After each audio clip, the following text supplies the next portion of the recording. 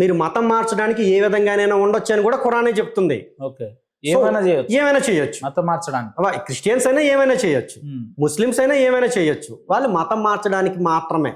యేసుని తీసుకురావడానికి వీళ్ళు అంటారు, వీళ్ళు అల్లా దగ్గరికి తీసుకురావడానికి అని వీళ్ళు అంటారు. సో అందులో భాగంగా ఈ సూఫీ అని కానీ లేకపోతే ఈ దర్గా అని కానీ వచ్చింది తప్ప అసలు దర్గాలకి ఖురాన్లో స్థానం ఏది? అక్కడికి వెళ్ళి చాదర్లు పరిచి మొక్కులు తీర్చుకునేది ఎవరు? హిందువులు. అది కూడా ఒక మత మార్పిడి ఒక భాగం. మనం అక్కడికి వెళ్తున్నాం. అంతకుమించి ముస్లిమ్స్ కింద దానికి ఏంటి సంబంధం? ఏ సంబంధం లేదు. మనం ఇది కూడా గమనించాలి, అది కూడా తప్పే. మీరు ఇలా దర్గా దగ్గరికి వెళ్ళి లేకపోతే అక్కడ చాదర్లు పరిచి మొక్కులు తీర్చుకోవడం కూడా తప్పే. అది చాలా మందికి తెలియట్లేదు. నేను అందుకే అంటున్నా, మన సైడ్ చెప్పేవాడు ఎవడూ లేడు. ఏం మనకి రాముని మందిరం లేదా, కృష్ణుని మందిరం? అందరు దేవుళ్ళ అంటే అన్ని మతాలలో ఉన్న దేవుళ్ళ కన్నా మనకి చాలా ఎక్కువ మంది దేవుళ్ళే ఉన్నారు. ఏ శ్రీరాముని కోవిలికి వెళ్ళండి, కృష్ణుని కోవిలికి వెళ్ళండి, శివుని కోవిలికి వెళ్ళండి, దర్గాలకి వెళ్ళాల్సిన అగత్యం మీకేం పట్టింది? ఫస్ట్ ఆఫ్ ఆల్ ఎందుకు వెళ్తున్నారు అక్కడికి? అంటే వాళ్ళు వెళ్తున్నారు కనుక కరెక్ట్ అని ఎలా అనుకుంటాం? ఇది మొదటిది. రెండో విషయం, మీరు ఏ మతం తీసుకున్నా, ఇప్పుడు ఒక ముస్లిం తీసుకొచ్చి కూర్చుని పెట్టి మీరు ఈ దేవుడిని ఎందుకు మీరు మొక్కరు అని అడిగారు అనుకోండి, వాడు ఒక్కడే చెప్తాడు. ఏంటంటాడు? నా బుక్ ఖురాన్ లో లేదు. మీరు హ్యుమానిటీ పరంగా చెప్పండి అని అడిగారు అనుకోండి, హ్యుమానిటీ లేదు, తొక్కతో లేదు, ఇది నా విశ్వాసం అంటాడు. నాకు అవసరం లేదు అంటాడు. సేమ్ ఆన్సర్ క్రిస్టియానిటీ నుంచి అయినా అదే వస్తుంది. యేసుని తప్ప లేదా తండ్రి అయిన యెహోవాని తప్ప నేను ఇంకెవరిని మొక్కాలని మా దాంట్లో లేదు అంటాడు. త్రిత్వం అంటాడు. మహా అయితే ఈ పరిశుద్ధాత్మ ముగ్గురు ఒకటే అంటాడు. వీళ్ళని తప్ప మేము ఎవరిని. హైందత్వంలో పర్టికులర్ గా ఈ దేవుళ్ళని నమ్మాలి, లేదంటే సాయిబాబా అనే దేవుడు హిందూ దేవుడు కాదని ఎక్కడ లేదుగా. ఏ గ్రంథాలలో ఉంది మరి? అక్కడికే వస్తున్నా, లేదనే నేను చెప్తున్నా. ఇక్కడ పాయింట్ ఏంటంటే మనకి చాలా మంది దేవుళ్ళు ఉన్నారు, బట్ వాళ్ళందరి దేవుళ్ళ గురించి మన గ్రంథాలు చెప్తున్నాయి. ఏమని? రాముడు ఉన్నాడు, విష్ణు అవతారం. కృష్ణుడు ఉన్నాడు, విష్ణు అవతారం. శివుడు ఉన్నాడు, ఆయన విష్ణువు శివుడు బ్రహ్మ అనేవారు ముగ్గురు త్రిమూర్తులు. వాళ్ళు సృష్టి స్థితి లయ చేస్తున్నారు. ఇలా ఒక్కొక్కరికి ఒక్కొక్క స్థానం ఉంది మన దాంట్లో. అవన్నీ మన గ్రంథాల్లో క్లియర్ గా రాసున్నాయి. మనకి కలికాలంలో ఎవరు రాబోతున్నారు? కల్కి రాబోతున్నాడు. ఆయన వచ్చి ఈ కలికాలాన్ని పూర్తి చేసిన తర్వాత మళ్ళీ నెక్స్ట్ యుగం వస్తుంది. ఇదొకటి. రెండోది, సాయిబాబా ఎవరంటున్నాం మనం? ముస్లిం అంటే ఎవరు? పాషాండు. పాషాండ మతాలు వస్తాయని క్లియర్ గా భాగవతంలోను తర్వాత కల్కి పురాణంలోను మహాభారతంలోను చెప్పబడింది.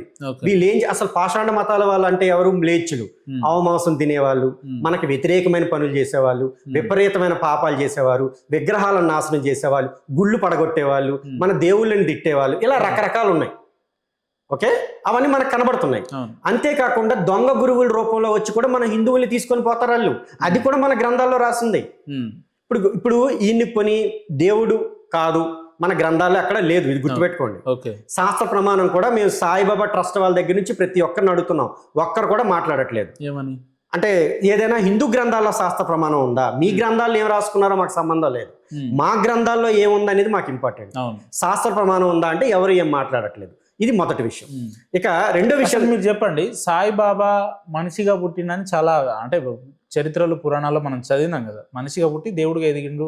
మనిషి నుంచి అనేకమైన లీలలు, కాళ్ళలో నుంచి నీళ్ళు రావడం కానీ ఏంటి ఇట్లా అని అంటుంటారు కదా. అసలు సాయిబాబా దేవుణ్ణి చేసింది ఎవరు? అసలు నన్ను దేవుణ్ణి చేయండి సాయిబాబా ఎక్కడ అన్నాడా? లేదంటే నన్ను కొలవండి ఆరాధించండి అని అన్నాడా? సాయిబాబా సబ్కా మాలిక్ ఏక్ హై, సబ్కా మాలిక్ అల్లా హై, అల్లా భలా కరేగా అన్నాడు. మీరు అన్నట్టు ఆయన ఎప్పుడు కూడా నేను దేవుడిని అని చెప్పుకోలే. అల్లాయే దేవుడు, అల్లా మీ అందరికి మంచి చేస్తాడని ఆయన చెప్పాడు. మాలిక్ ఏకే అంటే అందరి దేవుడు ఒకడే. ఓకే, ఆ దేవుడు అల్లా అని చెప్తాడు సాయిబాబా. అంతే అంతే తప్పించి ఆయన ఎక్కడ కూడా అసలు ముస్లిమ్స్ లో దేవుడు అని చెప్పుకుంటే ముందు వేసేస్తారు అక్కడే. ఓకే, ఇంకెక్కడ దాకా రాదు ఇంకా మనకి. సో ఆయనే కాదు, ముస్లింలో ఎవరు కూడా, ఈవెన్ ప్రవక్త అయిన మహమ్మద్ కూడా చెప్పుకోలేదు నేను దేవుడిని అని. అసలు వాళ్ళ దాంట్లో అల్లా తప్ప ఇంకెవరు ఉండడానికి లేదు. సో సాయిబాబా సాయిబాబా కూడా అదే చేశాడు. బట్ ఇది ఎవరు? సాయి సంస్థానాల వారు గాని, అంటే తర్వాత వచ్చిన అంతకు ముందున్న సాయి భక్తులు గాని రకరకాలుగా పుస్తకాలు రాసేసారు. అంటే వాళ్ళకి నచ్చినట్టు. అంటే నేను ఎలా అంటే నచ్చినట్టు అని, మన విశ్వాసంలో ఉన్న గ్రంథాలు తప్ప మనం దేని విశ్వాసంలోకి తీసుకోను. ఇప్పుడు నేనున్నానండి, మీకు కొంత డబ్బులు ఇస్తానండి, భాస్కర్ పారాయణం లేకపోతే భాస్కర్ సచ్చరిత అని చెప్పి అసలు నేను చేసిన లీలలు ఇంకెవరు చేయలేదని రాస్తాను. మీరు నమ్మేస్తారా? మీరు ఏమంటారు? ఆధారాలు ఉండాలి. ఆధారాలు కావాలి. ఆధారాలు ఎక్కడి నుంచి వస్తాయంటే మన హిందూ గ్రంథాల్లో ఉండాలి. మన గ్రంథాలు ఆల్రెడీ మనకు ఉన్నాయి, అందులో ఆధారాలు లేకపోతే నేను దాన్ని ఎందుకు నమ్ముతాను? కాళ్ళ మధ్యలోంచి వచ్చాయో తల మధ్యలోంచి వచ్చి.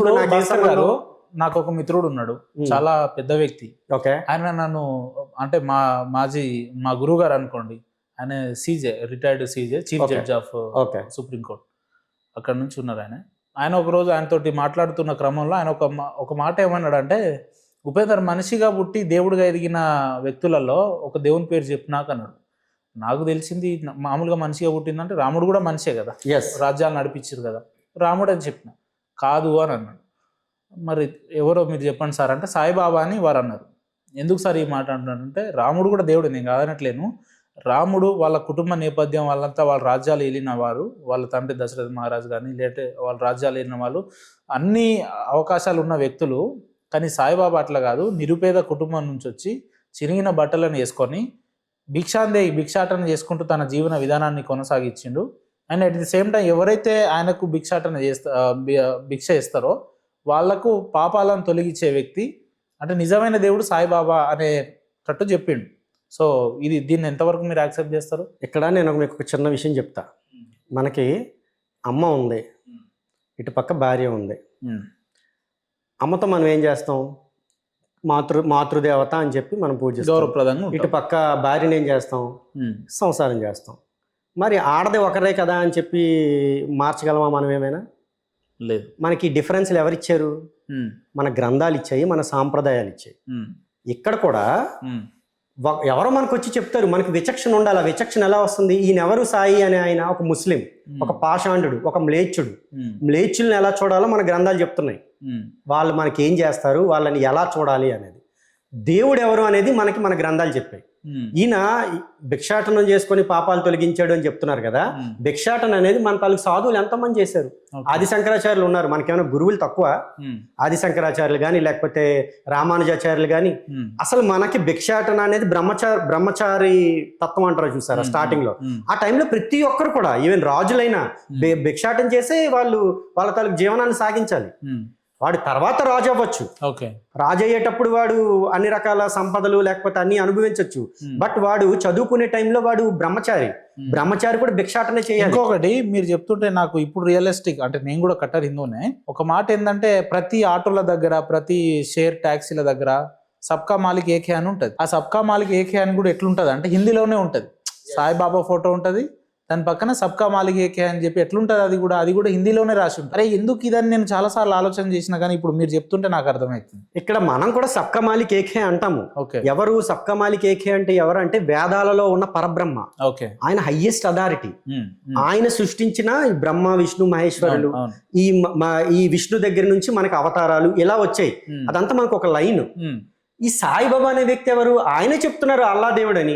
మనం ఈయన ఎలా దేవుని చేస్తాం? అసలు ఏంటి దీనికి దానికి అసలు మనకి ఎక్కడైనా లెక్క కుదురుతుందా?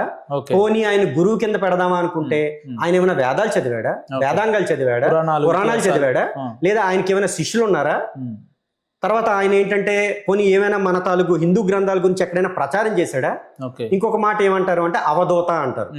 అవధూత అంటే ఏంటి? ఇలానే చిరిగిన బట్టలతో రకరకాలుగా చేస్తూ ఉంటారు. బట్ వాళ్ళు ఒక దగ్గర స్థిరంగా ఉండకూడదు అని మన ఉపనిషత్తుల్లో రాసుంది. అవును, సాయిబాబా కూడా స్థిరంగా ఎక్కడ లేడు. ఎందుకు లేడు? షిరిడి దాటి ఎప్పుడు 1-2 సార్లు కానీ ఎప్పుడైనా వెళ్ళాడు ఆయన. 5 ఇళ్ళు తప్పించి ఇంకెక్కడ ఆయనకి ఫిక్స్డ్ రిజర్వేషన్ అనమాట. 5 ఇళ్ళు ఉంటాయి. ఆ 5 ఇళ్ళలోకి వెళ్ళి ఆయన అడుక్కొని వచ్చేస్తాడు పేరుకి. ఆ మసీదులోనే కూర్చుంటాడు ఆయన. ఆయన ఇంకెక్కడెక్కడ కదిలాడు? చెప్పండి నాకు ఒకసారి, మీరు చదివితే తెలుస్తుంది సాయి సచ్చరితం. ఇప్పుడు కొన్ని మీరేమో సాయిబాబా హిందూ కాదు, ఆయనకు హిందుత్వానికి సంబంధం లేదంటున్నారు. కానీ ఇప్పుడు రోడ్ల మీద కొన్ని గుళ్ళల్లో, ఇప్పుడు సరూర్ నగర్ దగ్గర కానీ లేదంటే అవతల ఇట్లా నాకు తెలిసిన కొన్ని టెంపుల్లలో సాయిబాబా టెంపుల్లో కూడా వినాయకుని బొమ్మ ఉంటది. సాయిబాబా టెంపుల్లో కూడా ఒక పక్కకి శివుడు విగ్రహాలు ఉంటాయి. శివుని కూడా పూజించే వాళ్ళు పూజిస్తారు.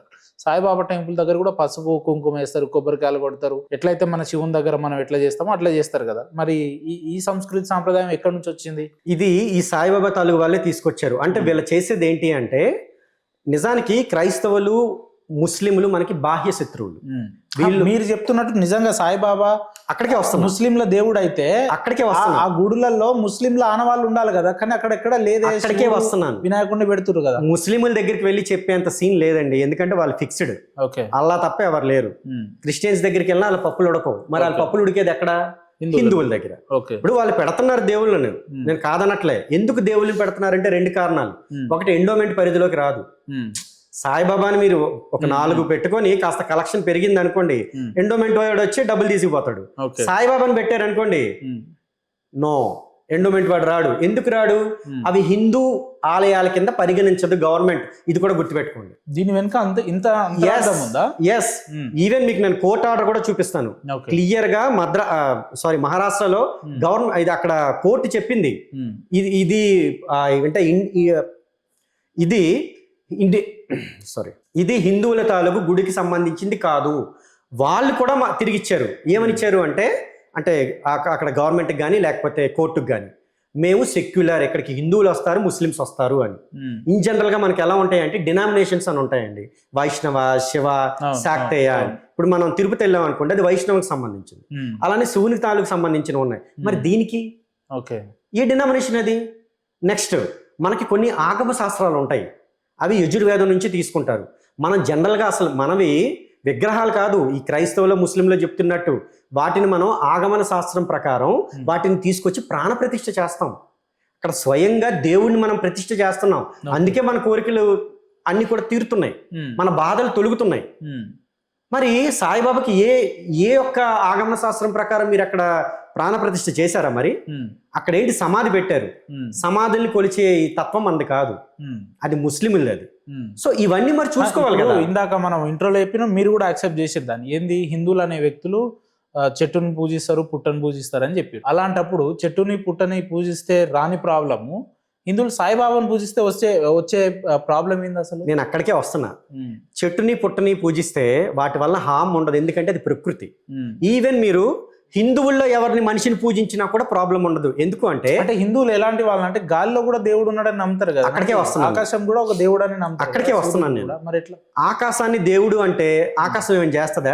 దానివల్ల మీకు చెడు ఫలితం ఉండదు. ప్రకృతిలో దేన్ని తీసుకున్నా సాయిబాబా వల్ల వచ్చే ఇబ్బంది అదే. అక్కడికి వస్తున్నాను. సాయిబాబాని మీరు తీసుకున్నారనుకోండి, ఇప్పుడు సాయిబాబా వల్ల జరిగే పరిణామాలు ఇందాక మీరు అన్నారు చూసారా, అన్ని విగ్రహాలను పెడుతున్నారని. అవి ఎక్కడ పెడుతున్నారు? సాయిబాబాని పైన కూర్చుని పెడుతున్నారు విగ్రహాలను. మన తాలూకు దేవుళ్ళ తాలూకు విగ్రహాలు తీసుకొచ్చి ఆయన పాదాల దగ్గర పెడుతున్నారు. సాయి సచరిత్రలో ఏమని రాసుకున్నారంటే, మన హైయెస్ట్ అథారిటీ అయిన పరబ్రహ్మ స్వరూపమే సాయిబాబా అని రాశారు. ఎవడిచ్చాడు మీకు అధికారం? ఎక్కడ రాస్తుంది మా గ్రంథాల్లో? పరబ్రహ్మ అని చెప్పి మీరు కబ్జా చేసేసారు మా దేవుణ్ణి. ఒకటి ఇంకా మీరు పైన పెట్టి మా దేవుళ్ళని కింద పెడుతున్నారు.